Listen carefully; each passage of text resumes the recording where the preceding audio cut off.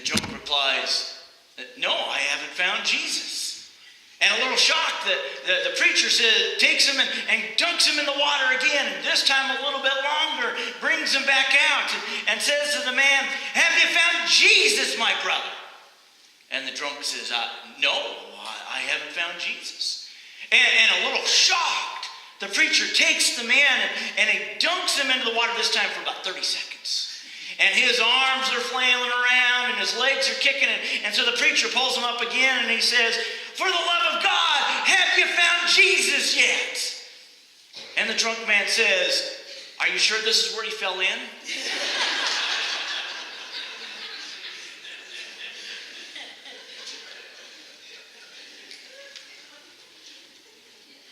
Philip and Nathaniel are taking a leisurely walk through the Israeli countryside. And they encounter a man by the name of Jesus. Now, Jesus doesn't say much. He doesn't offer them a sermon. There's no parable spoken. And like the illustration I shared with you of the baptism, or what we talked about last week, the baptism, there's no baptism here. It's just an encounter. A simple encounter. But as we will soon hear from the words that Anne will share with us, it is an encounter with Jesus that changes everything. Anne, would you share with us the story? This is from John 1:43 through 51. Jesus calls Philip and Nathanael. The next day, Jesus decided to go to Galilee. He found Philip and said to him, come with me. Philip was from Bethsaida, the town where Andrew and Peter lived. Philip found Nathanael and told him, we have found the one whom Moses wrote about in the book of the law, and whom the prophets also wrote about. He is Jesus, son of Joseph from Nazareth. Can anything good come up from Nazareth? Nathanael asked. Come and see, answered Philip. When Jesus saw Nathanael coming to him, he said about him, here is a real Israelite. There is nothing false in him. Nathanael asked him, how do you know me? Jesus answered, I saw you when you were under the fig tree before Philip called you. Teacher, answered Nathanael, you are the Son of God. You are the King of Israel. Jesus said, do you believe just because I told you I saw you when you were under the fig tree? You will see much greater things than this. And he said to them, I am telling you the truth. You will see heaven open and God's angels going up and coming down on the Son of Man. Thank you. Dick Van Dyke was many of you remember Dick from his work in Hollywood, but he wrote a book where he talks about his experience as a Sunday school teacher in Long Island. And so a couple of the things that he learned from the youngins in that Sunday school class I'm going to share with you. For example, there was a boy who described how God creates people. And this boy says he draws us first and then cuts us out. Makes sense? When asked the central truth of the story of the Good Samaritan, one youngster answered, when I'm in trouble, someone should help me out. I like that. When asked why worshipers no longer offer burnt offerings, one boy replied, air pollution. In response to the question why there's only one God, a pupil answered, because God fills every place and there's no room for anyone else. When asked to explain the difference in the role of creator and savior, one child responded, God puts us down and Jesus takes us up. How profound. God puts us down and Jesus takes us up. It's a comforting message. It's why the 23rd Psalm is one of the most requested passages of the Bible when someone enters the hospital. It is why In the Garden is so often requested at a funeral service. It is an image of Christ that is appealing. We love this idea of comfort, that Jesus can wrap those wonderful loving arms around us and just provide us with a sense of peace. It's an encounter that we see as inviting. Now, I want you to contrast that image with what we're talking about, our sermon series. If you know, last week we were introduced to some of the best known quotes of movies of all time and matching them with some wonderful Bible passages. Last week it was the one from The Wizard of Oz, which I told you was in the top 10, and most of us had seen the movie. Now, contrast that with today. I have found that many people have not seen this movie, but in fact, this quote is number 2 on almost every list. Even when I brought it up with my wife, my daughters, they had not seen the movie, but they knew exactly the quote. Let's say it together. I'm going to make him an offer he can't refuse. Let's watch the video clip. Vacations are going to be a morbid sense of humor and an That was not it.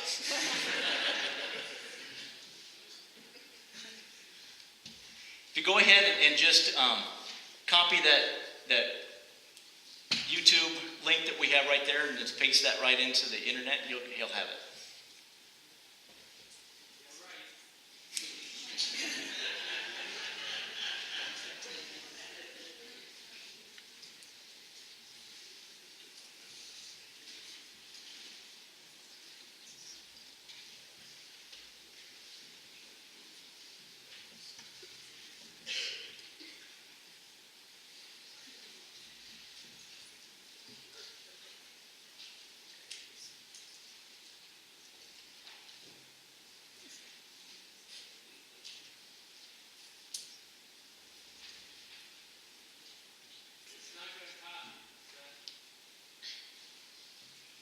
Okay.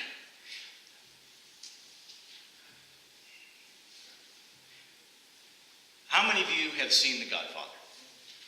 So we've got a good proportion here. Who wants to act it out? No,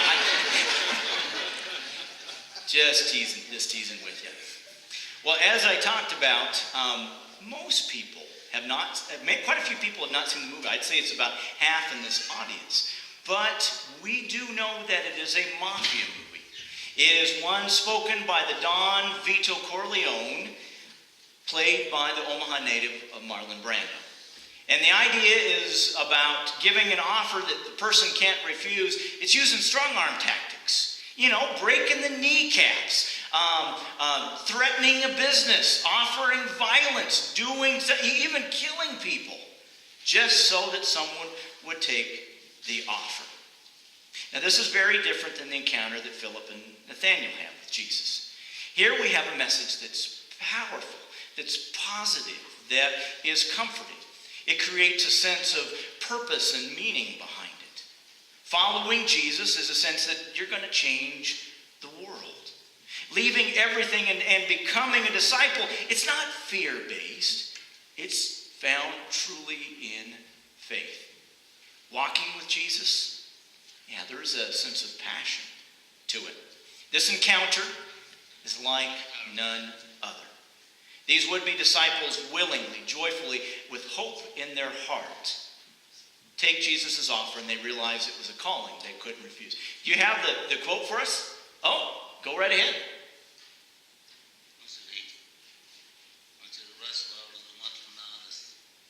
Big shot's gonna give you what you want.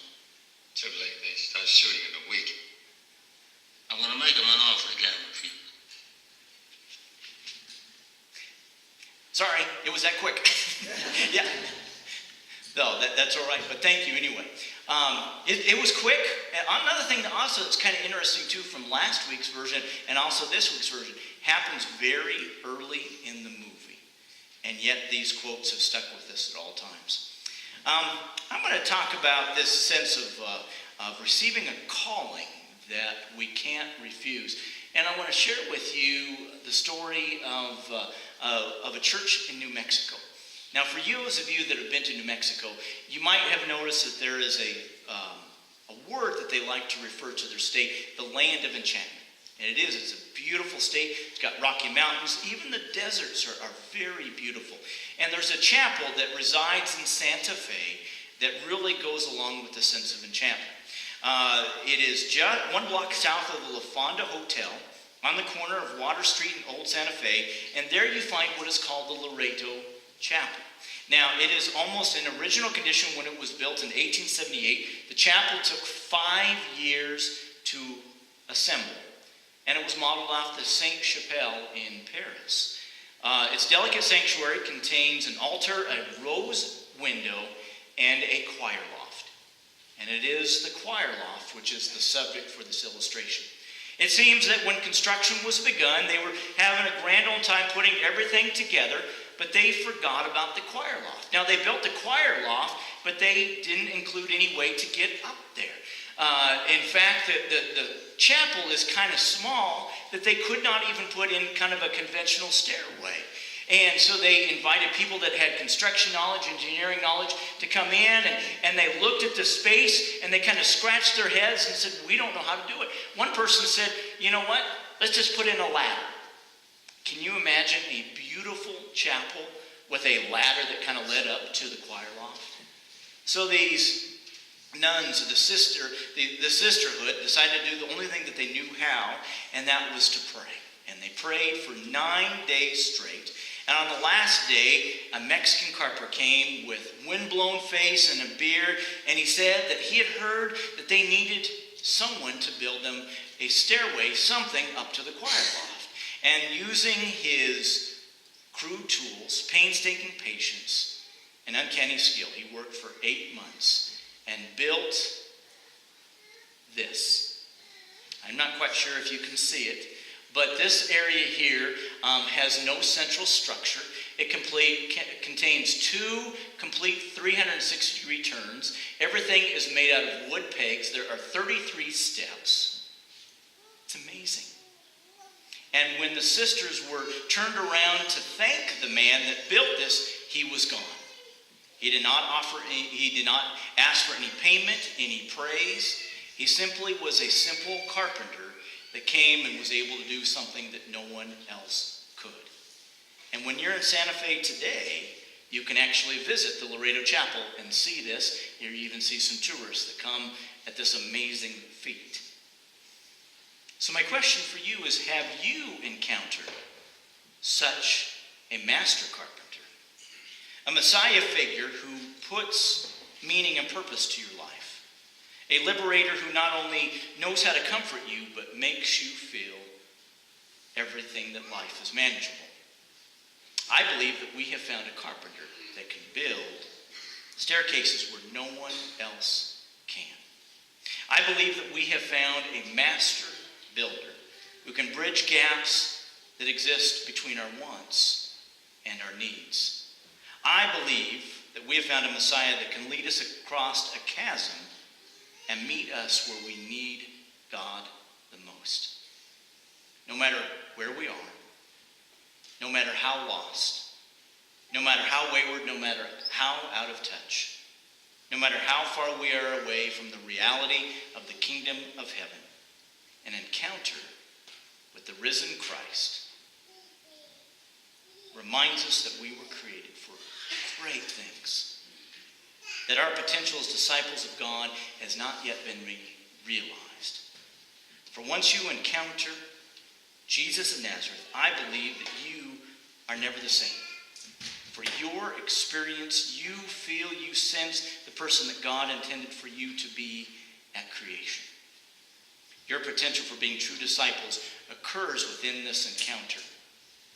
And this is an offer I don't think you can refuse. Just a few hundred miles north of here is a beautiful structure that we often call the Faces, Mount Rushmore. It was produced by Gutzen Borglum, and he was asked how he was able to make this amazing work. And this is what he was quoted as saying. Those figures were there for 40 million years. All I had to do was dynamite 400,000 tons of granite to bring them into view.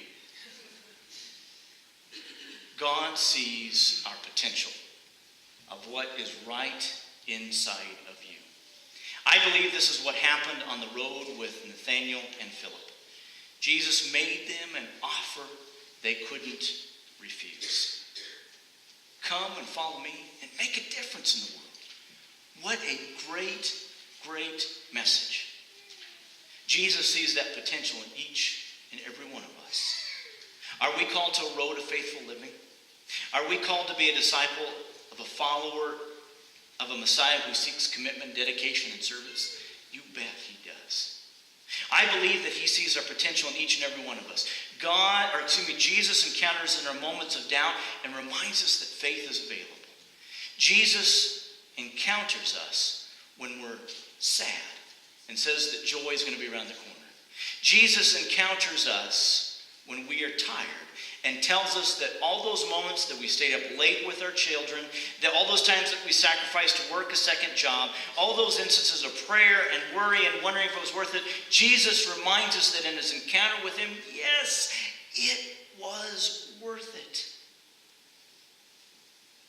And when you think back to the day that you received your call into discipleship, I want you to picture where you were then versus where you are to this day at this moment. I would venture that you are not the same. You may have entered into this sense of service with a bit of trepidation, maybe some fear, maybe thinking, well, how can I afford it? I'm not good enough. I don't have enough faith. I don't have the time. But something changed in you when you encountered Jesus. Dr. Zan Holmes, in his book, Encounter Jesus, says, once we encounter Jesus in our lives, we are never the same. For once we meet him, Jesus begins hammering and chiseling, trying to fashion us into persons better suited for a life of sacrifice, of service, of ministry. In effect, each one of us is like a precious jewel waiting to have its beauty unleashed. It reminds me of the story of a gentleman that went into a great jewelry store. It was owned by a friend of his. And his friend showed him some magnificent diamonds and other splendid stones, but among them was this one that this guy's eye kind of caught, and it seemed to be lack any kind of luster. And pointing to it, he said, that stone has no beauty at all. But the friend took the stone into the hollow of his hand, and he shut his hand, and then a few moments he opened it again. And he says, what a surprise. The entire stone gleamed with all the splendor of the rainbow. He says, what have you done to it? And his friend answered, this is an opal. It's what we call the sympathetic jewel. It only needs to be gripped with the human hand to bring out its wonderful beauty. And that, my friends, is the story for each and every one of us. We are all jewels. Some of us have our shining moments. Some of us glow with radiance and beauty. And some of us are like the opal. Sometimes we have those moments where we're a bit dark and lusterless. Sometimes when life's problems are simply overwhelmingly, we don't shine like the other jewels that God has. But sometimes when it takes an encounter with Jesus to hold us, to guide us, to direct us, we can become brilliant. Jesus sees our potential to be followers of God and disciples of Christ. In that potential, Jesus reminds us that we were created to be God's eyes and ears and, of course, God's hands. For we are jewels for God and shine as followers of Christ. And I'm here to say that this is an offer you can't refuse.